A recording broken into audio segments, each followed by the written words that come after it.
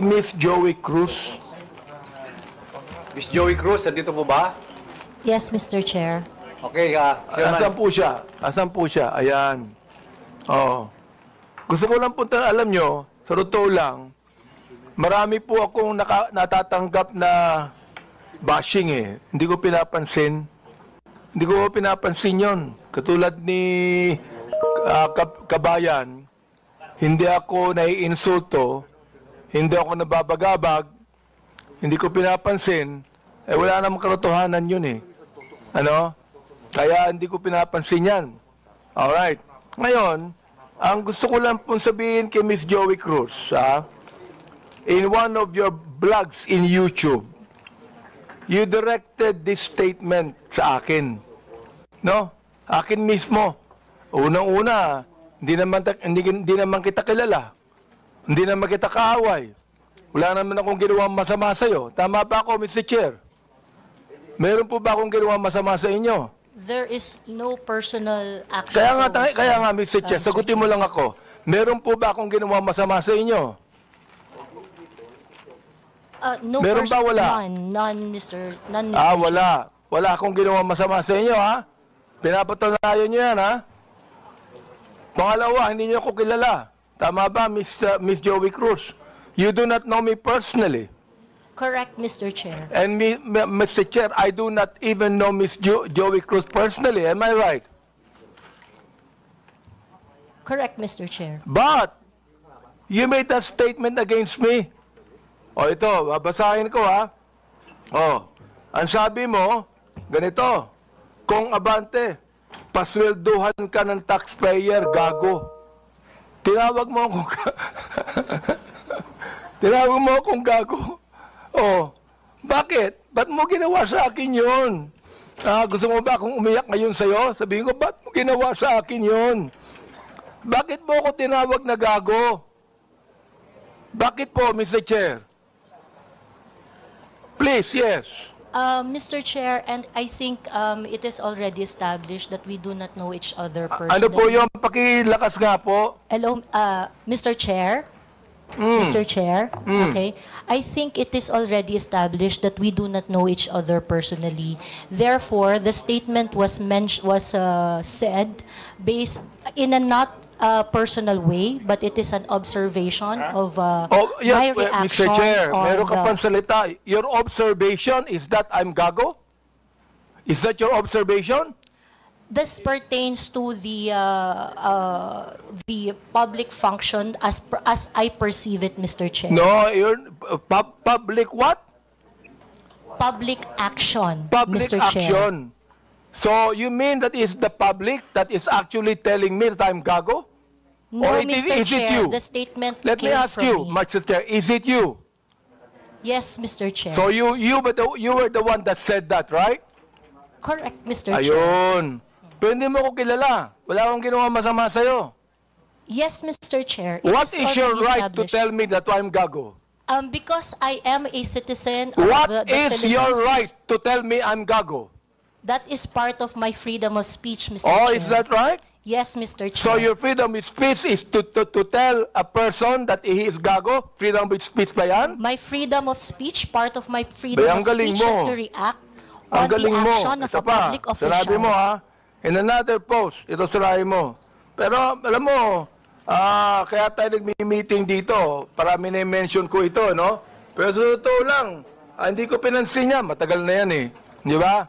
Hindi ko pinansin yan. Ito ha, ang sabi mo, you know, Kong Benny Abante, I can find all of this. Isasampal ko ito sa pagmumukha mo. Is that still freedom of speech? Mr. Chair, I am not very familiar. Yes or with no, those. Mr. Chair? Is that still, you think, freedom of speech? When you said, isasampal ko ito sa pagmumukha mo. Mr. Is Chair. that freedom of speech? Yes, Mr. Chair. Ganon. Oo. So, ibig sabihin, ganito. If I tell you right now, sasampalin kita, freedom of speech yan. That's part of your freedom, Mr. Chair. Pag sinampal kita, hindi na freedom of speech yan. Of course, sir, it's overt Ay, hindi action na. already. Yes, Hindi sir. na, no? Yes, sir. Oo, ang galing. Mahusay ito. Oo, magaling ka. Oo. Ang sabi mo, I'm going to be Hindi ko masabi to, Mr. Chair. F-U-C-K-E-D. Prepared. Binanggit mo yon? Mr. Chair, Bakit naman? Mr. Chair, Ano may ba I nagawa know kong when kasalanan that post sa'yo? was posted? Mr. Chair, Oh. Mr. Chair, so that I can answer intelligently on the question You of... can, Mr. Chair, may I know you can the date answer of the intelligently, I but cannot what you answer... said here, is that intelligent? Let me ask you, Mr. Chair. Nung sinabi mo, Conbene Abante, I can find all of this, isasampal ko ito sa pagmumukha mo. Is that intelligent? Mr. Chair, I cannot intelligently answer if I do not know when the post was posted.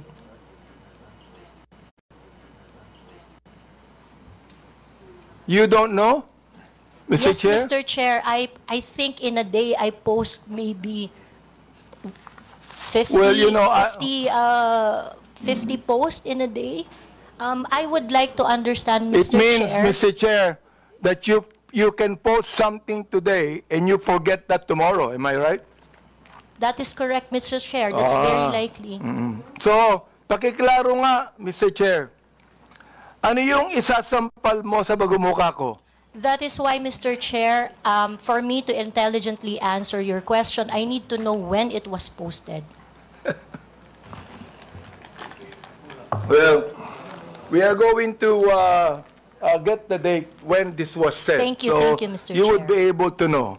Thank you. Kaya, pinapakonfirm ko lang yung statement na yan eh. Oh, this ibig sabihin, do you believe, hindi ko na sabihin ang freedom of speech. Do you believe that this falls under protected speech?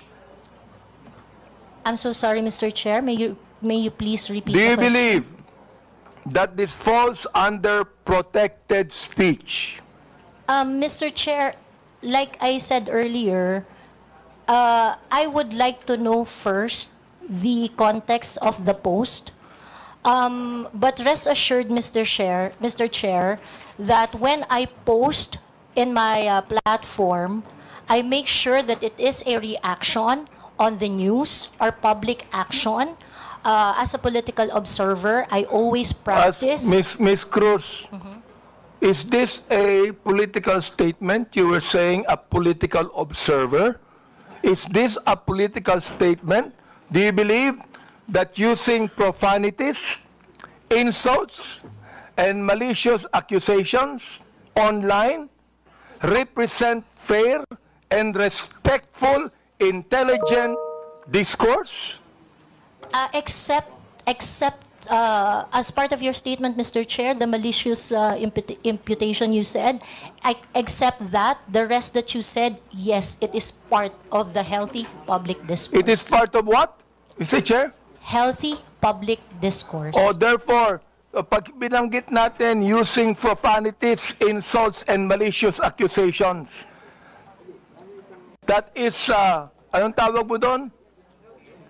Part health- of the healthy discourse, Mr. Chair. Healthy discourse. Healthy discourse ba yon? Yung Yes, Mr. profanities, Chair. Yes, Mr. Chair. insults, and malicious statements, healthy discourse sa'yo yun.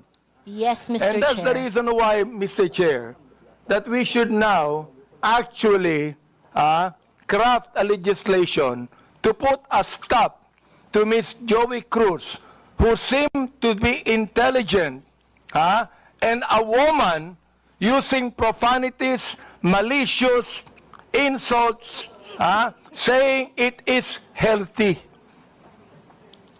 Yes, Mr. Chair, I stand by my statement. Everything you said, except the malicious imputation, which I do not do, is part of a healthy public discourse. It is part of my freedom of speech. In fact, it is recognized under the Universal Declaration of Human Rights Act that I It is should be able recognized to where? express my opinion without Ms. interference. Joey Cruz, I am the chairman of the Committee on Human Rights, and this is not recognized. Profanities, insults, and malicious words are violation of human rights. You violated my human rights. Mr. Chairman, Mr. Chairman. Mr. Chairman, may I inquire, sino po yung sa tabi ni no resource person? Please identify yourself. Are you the lawyer of Yes, Your Ms. Honor. Cruz? I'm Attorney Mark Anthony Manuel. I'm the counsel for Ms. Cruz, Your Honor. Have you entered your appearance here? Yes, Your Honor, please. So Mr. please Chair. be reminded that you can only give legal advice to your client and you ask the chairman. Yes, Your Honor. Please sit not in the resource person at the back. You are not allowed to sit. At the back, you sit at the back. Yes, Mr. Lawyers are not allowed to sit beside the resource persons. And please be advised that ask permission by the chairman. Yes, yes. Also sit Mr. at the back. Chair. Yes, Mr. Do Chair. not sit beside your client. And rest assured that I am only advising my client as And to then, her so legal ask the rights. chairman the permission before you give the advice. Yes, Mr. Chair.